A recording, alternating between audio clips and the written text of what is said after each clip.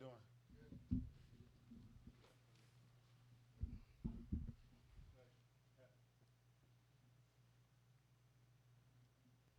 For Isaac, all game they were selling out basically to stop the run, and you kind of like had to wait to get that crease and to make a big play. What's it like when you kind of know you're going to have to be in one of those dog fights, just waiting for the chance to make a big play?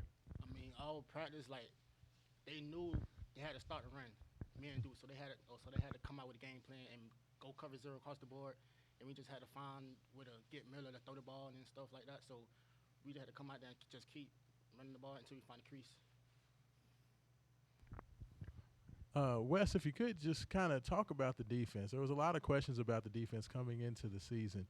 What does it feel like for the defense to be able to come out there, hold down the team until the offense got on track? What did that mean to you guys tonight?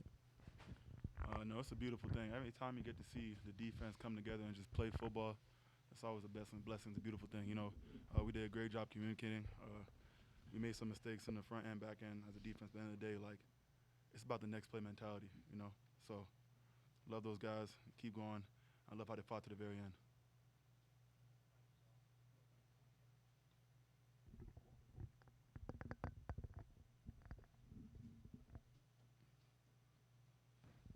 Miller, where would you say 2 games in? Where would you say you guys are offensively from a continuity standpoint? Yeah, I mean, I think obviously two very different opponents. I thought JMU did a really good job defensively tonight. Um, they're a really good team. They're an aggressive team, and they emptied the clip defensively in terms of what they threw at us looks wise. So I give them a ton of credit for what they did. I think it's always better to learn from wins. And I think that's the most important thing at the end of the day. But we know offensively we definitely got some room to grow, and I think this will be a really good tape for us to learn from. Isaac, with a game like this, and you haven't probably had very many, but when you get to 6, 7, 8 carries and you haven't been able to really pop anything yet, what's in your mind? Are you frustrated? Are you just looking at defense a little bit, thinking about what you can do different? What's in your mind as you kind of work toward the big one? I mean, often carries like I feel like I needed them carries like to see where I'm at for real. Cause last game I had 10 carries for 126, so I already knew like them like they was coming here to play. So I just had to keep that chip on my shoulder and let everybody know who I am.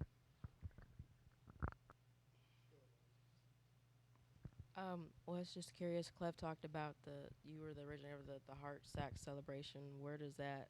How did you, I guess, think of that for a sack celebration? So my mom was killed when I was 5, and I got a twin sister.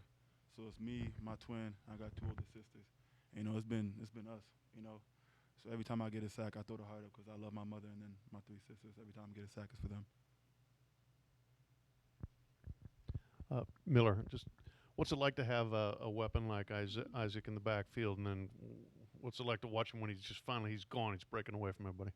Yeah, I mean, I was talking to him and Duke throughout the game, just being like stay patient, because I mean, you kind of have a feeling as the game goes on, like they're gonna break one at some point. So that was really cool to see kind of come to fruition. I think this was a really good game for them in terms of battling through some. I mean, the team as a whole, but I think for them especially, like, battling through some adversity, not maybe popping some in the first half early on in the game, staying patient, trusting it. And then obviously putting the game away on Isaac's run. So those guys are super super talented, and I'm super lucky to have the opportunity to play with them.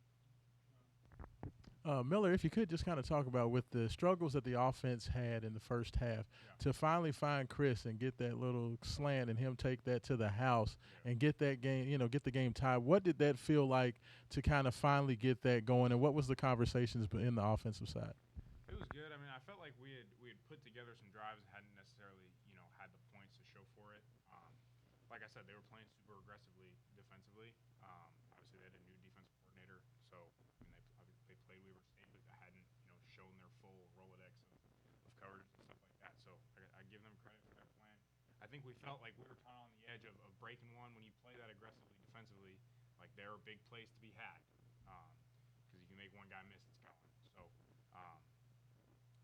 Chris is a phenomenal player, and it's great to be able to throw the ball 8 yards and have him take it 60. This is for Isaac.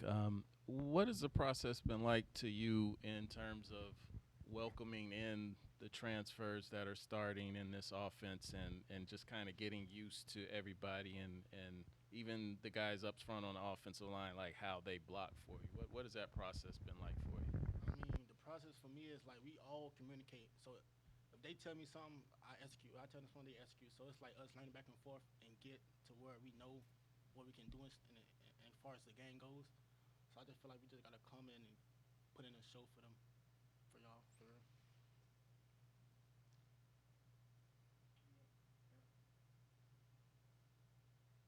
Isaac, it feels like it's happened fast. You didn't play for a few games last year, and then it's just kind of blown up. What is it like, for your family, for your friends, your people around you to kind of see you go from somebody we weren't talking about at all to somebody that a lot of people are talking about? I mean, it's a blessing because I knew what I can do. Like when I first started playing for real, I already knew I had it in me. So I just had to come and show the coaches what I can do and made them believe in me and trust me with the ball in my hands.